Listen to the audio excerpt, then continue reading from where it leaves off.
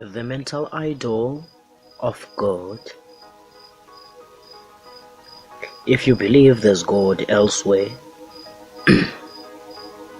I want you to close your eyes and visualize this. If energy that makes sun to shine, a leaf go green, and soil brown, the same energy that makes darkness dark, wind to blow, and human to move, if that energy could be withdrawn from all these, what would remain?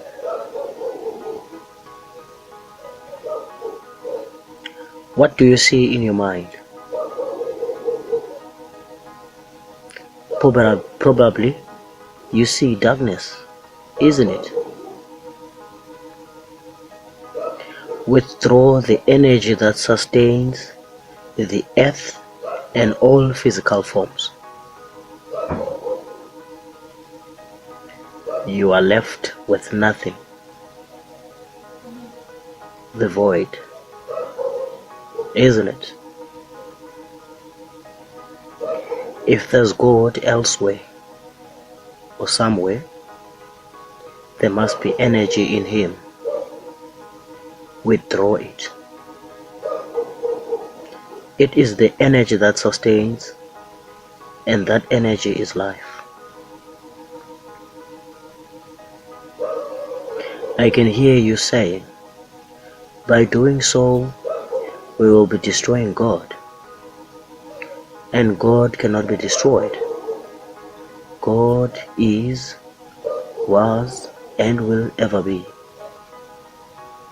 God has no form, but occupies different forms. God has no beginning and no end. So then, what is life? Because life is, was, and will ever be. Life cannot be destroyed.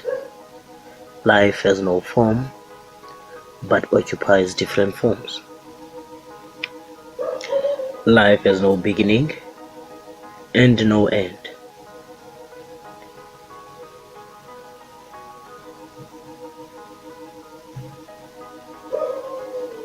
What is energy?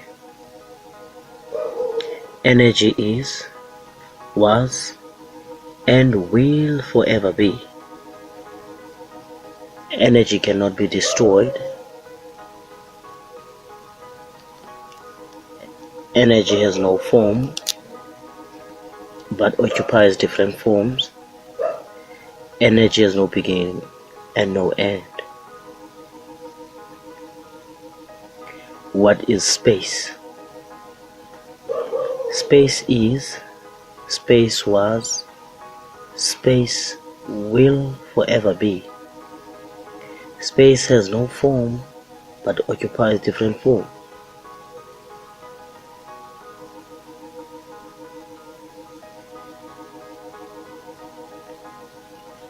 I'm sorry. Space is occupied by different forms. Space has no beginning and no end. Space cannot be destroyed.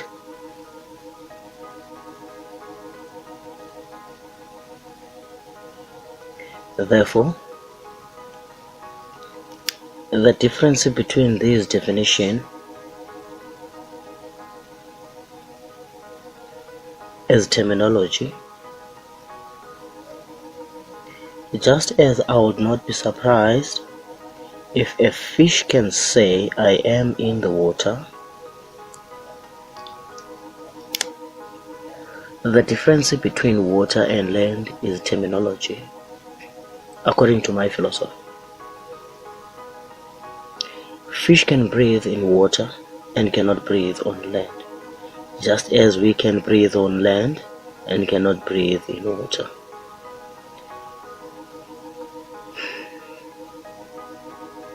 My philosophy says, what if we both on land, separated by a fine line called water?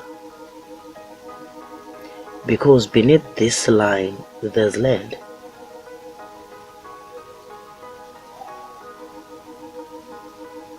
Scientists will oppose this statement using a single word, which is adaptation.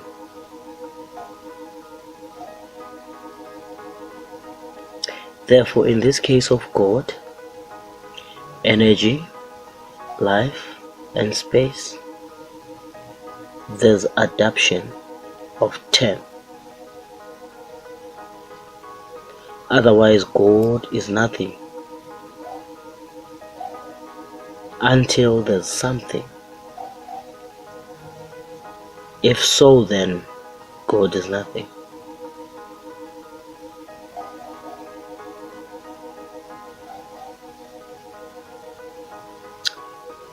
I know all these words are foolish to someone or to some minds who believe there's God. If there was no mind, there will be a void and no God. When we say God is the Father, we immediately create the image of a man in our minds. And we all have our own image that is different from each other. That is why there are many gods. Jiddu Krishnamurti says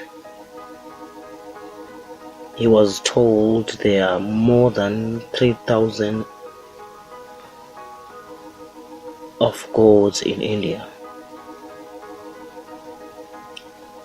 I know every religious person has his different image of God as the Father.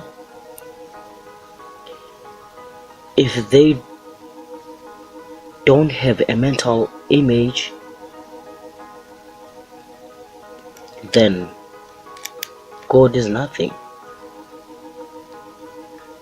If they don't have a mental image, then God is nothing. People created this mental idol. People created this mental image of God because they want to believe in something. Now the question is, did God created people, or people created God in their own imagination?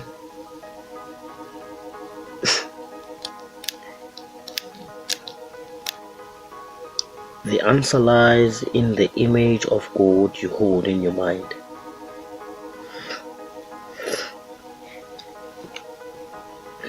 The truth is, this mental image of God you hold in mind is the mental idol, your mental idol. Remember this verse. Do not create an image as God.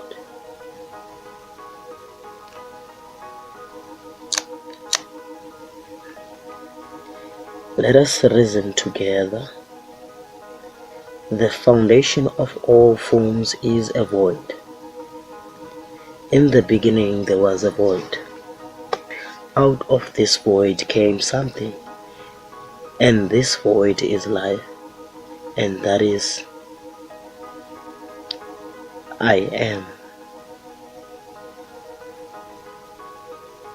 which implies presence.